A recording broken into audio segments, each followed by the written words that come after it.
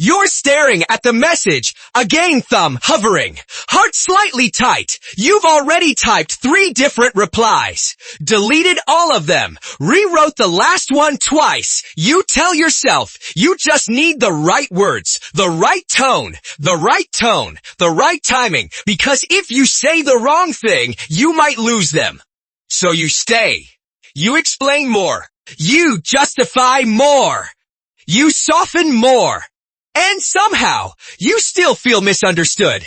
Every conversation feels like walking on glass, careful, calculated, exhausting. You replay what you said hours later, wondering if you sounded needy, or distant, or too honest, or not honest enough. You think about the effort you give, the patience, the silent compromises. And you ask yourself quietly, why does this still feel so heavy? Because it's not just this moment. It's the mornings you wake up tired for no reason. The way your mood depends on how they respond. The way your energy drops the second things feel off. It's checking your phone, then pretending you don't care. It's telling yourself they're just busy. They didn't mean it like that. I'm overthinking. But the knot in your chest stays. You try harder to be calm, more understanding, more available. You become easier to deal with, more flexible, more forgiving, and slowly you become quieter.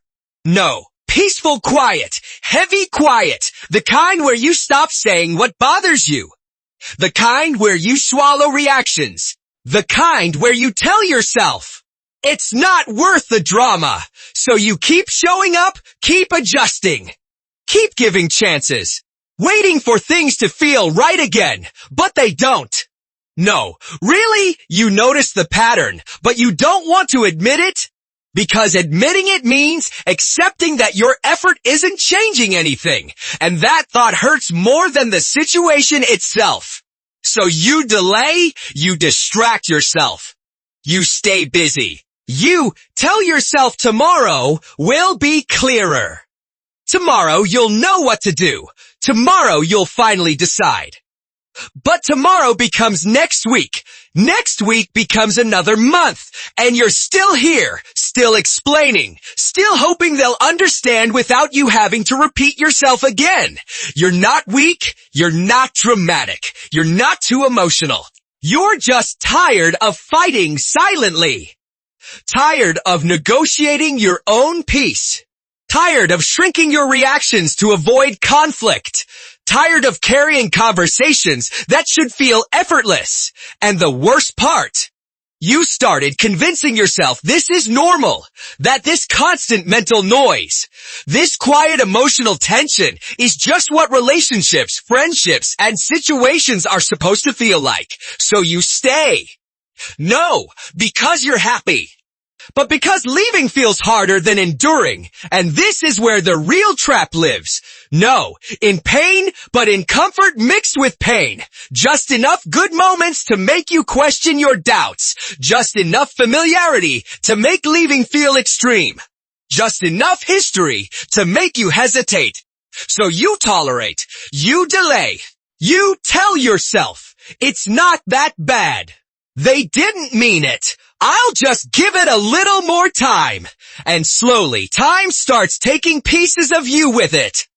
Your clarity, your confidence, your sense of control. You don't explode. You don't confront. You just adapt quieter, nicer, more careful. Until one day you realize you're performing calm, but inside you feel small. But here's the truth. Power is not always loud. Power doesn't always argue. Power doesn't always explain itself endlessly. Power doesn't beg to be understood. Sometimes power is the ability to step back without announcement, without a speech, without a final dramatic message, just silence. And this is where everything changes, because walking away quietly isn't weakness. It's clarity. It means you finally stop negotiating with what drains you. You've stopped auditioning for basic respect. You've stopped trying to convince someone of your value. You simply recognize what is and remove yourself from it. No revenge, no scene. No need to prove a point, just distance, calm. Intentional distance. That kind of silence is loud in ways arguments never are. It says, I see what this is, and I respect myself enough to stop forcing it. Discipline isn't just waking up early or working harder. It's emotional discipline. The discipline to not respond immediately. The discipline to not chase clarity from people who create confusion. The discipline to not stay where your presence feels negotiable. That discipline feels uncomfortable at first. Because you're breaking a habit, not just leaving a person or situation. The habit of over-explaining. The habit of tolerating mixed signals. The habit of choosing familiarity over peace. And comfort will fight back. It will whisper, what if you're overreacting? What if they change? What if leaving makes you regret it later? But comfort is not always safety. Sometimes care dressed as patience. Walking away, quiet yourself. When you control other self. When you control what you control. What you say shua. What you're saying you control. When you control others. When you control what you allow, beg you say. When you control what you allow, beg you say, you say. You train yourself to accept less clarity every time you ignore what you feel to keep things smooth. You slowly disconnect from your own instincts. Walking away reconnects you. It tells your mind, my peace is not up for negotiation. It tells your heart, we don't chase clarity anymore. We choose environments where clarity already exists. And suddenly, silence stops feeling empty. It starts feeling powerful. No lonely. No dramatic. Just clean. No constant tension. No mental rehearsals. No overanalyzing every word. Just space to think. Space to breathe. Space to breathe. Space to become someone who doesn't have to fight this hard just to feel okay.